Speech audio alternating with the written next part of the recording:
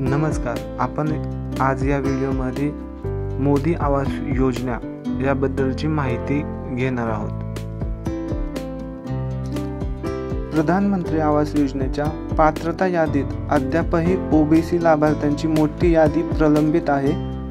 सर्वांना हक्काचे घर हे केंद्र व राज्य शासनाचे धोरण आहे। त्यामुळे 2024 अखेरपर्यंत सर्वांना हक्काचे घर मिळावे असा प्रयत्न सुरू आहे। त्यानुसार मोदी आवास योजनेला मंजुरी देण्यात आली आहे।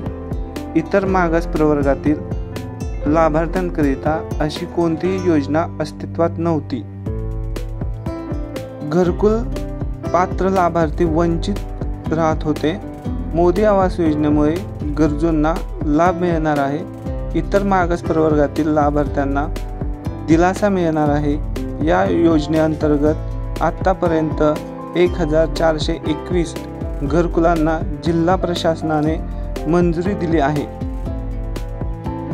आता आपण याचा लाभ कुणाला मिळणार आहे, याची आवश्यक कागदपत्रे कोणती आहे आणि पात्रता निकष काय आहे याबाबतची माहिती घेऊया। पात्रता निकष: लाभार्थी महाराष्ट्र राज्यातील इतर मागास प्रवर्गातील असावा। लाभार्थ्याचे महाराष्ट्र राज्यातील वास्तव्य किमान 15 वर्ष असावे। लाभार्थ्याचे वार्षिक उत्पन्न 1,20,000पेक्षा जास्त नसावे।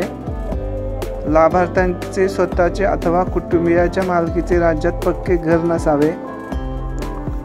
लाभार्थ्याकडे स्वतःची अथवा शासनाने दिलेली जमीन असणे आवश्यक आहे, अथवा त्याचे स्वतःचे कच्चे घर असलेल्या ठिकाणी घर बांधता येईल।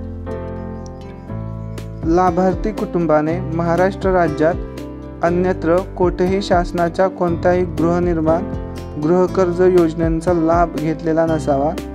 एकदा लाभ घेतल्यानंतर लाभार्थी पुन्हाच्या योजनेचा लाभ घेण्यास पात्र राहणार नाही।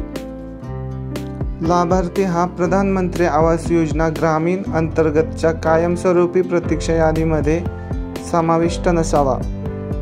आता आपण आवश्यक कागदपत्र पाहूया। 7/12 उतारा, मालमत्ता नोंदपत्र, ग्रामपंचायत मधील मालमत्ता नोंद वहीतील उतारा,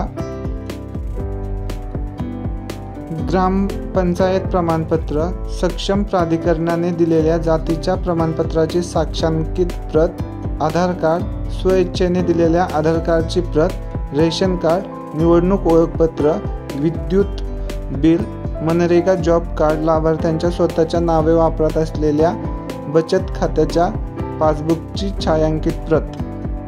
अशा प्रकारे जे लाभार्थी पात्र आहेत त्यांना ह्या योजनेचा लाभ मिळणार आहे।